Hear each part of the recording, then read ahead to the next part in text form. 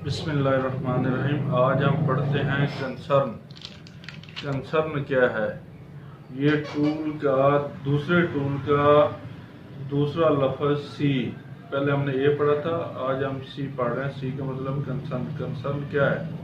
यानी एक मरीज़ किस गरज से आपके पास आया है, क्यों आया है, अगराज़ व मकासद।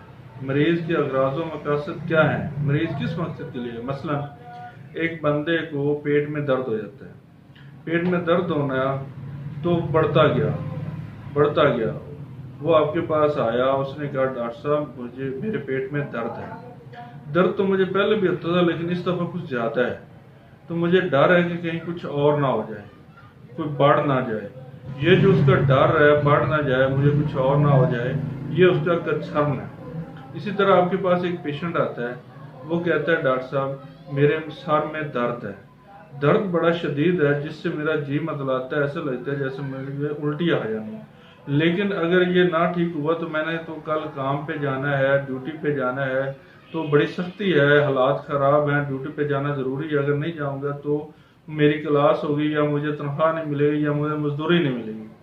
तो ये ड्यूटी पे जाना उसकी थिंकिंग है, उसकी सोच है, उसका वहम है, तो ये उसका कंसर्न है।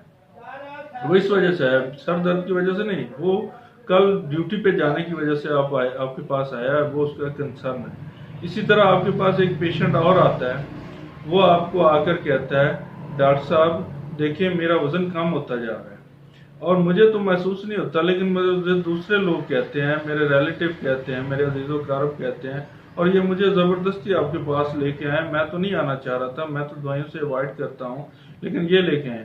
अब जो उसको लेके आए हैं ना, उसको वो खुद नहीं आया, लेकिन उसको लेके आए हैं। क्यों लेके आए? उसको ये लेके आना उसका कंसर्न है, ठीक है। उसको क्योंकि वो दूसरे लोग को कहने पे आया, उसको दूसरों के कहने से महसूस हुआ कि मेरा वजन कम हो रहा है, ठीक है।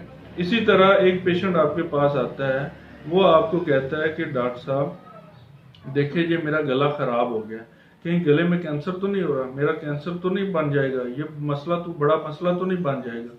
तो अब ये वो आपके पास आया है गला लेके, लेकिन उसको खौफ है कैंसर का, मकसद ये कि तो वो चेक करवाने के लिए आया, उसको दिखाना चाहता है कैंसर, ये उसका कंसर्न है।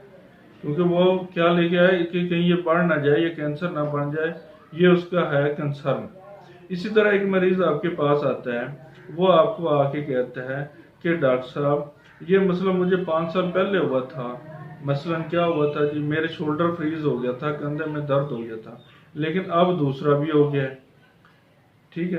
तो ये कहीं मेरे सारे जोड़ जो है ना वो ना खराब हो जाएं, कहीं सारे जोड़ मेरे जाम ना हो जाएं, कहीं मेरे जोड़ों में दर्द रहने ना लग जाए, मैं हरकत करने से भी चला जाऊं।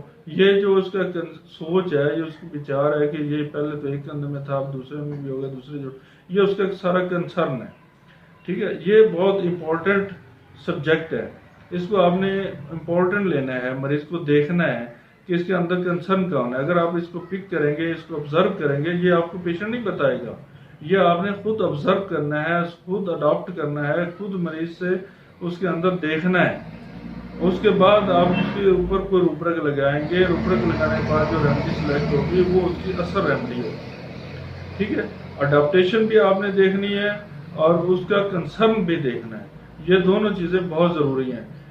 इसके अंदर भी उसका रिएक्शन होगा, रिएक्शन या तो पॉजिटिव होगा या नेगेटिव होगा। वो रिएक्शन के बारे में हम तफसीलन आगे बात करेंगे। तो पहले हम इससे पहले जो बात रिएक्शन से पहले करेंगे वो करेंगे एग्जैक्ट काज की। अगले टॉपिक में क्या होगा? एग्जैक्ट काज। मुझे उम्मीद है कि आपको कंसर्न अच्छी तरह समझ आ गया होगा। ओके, अल्लाह हाफिज़, बाय, तब कल तक के लिए इजाज़त दीजिए।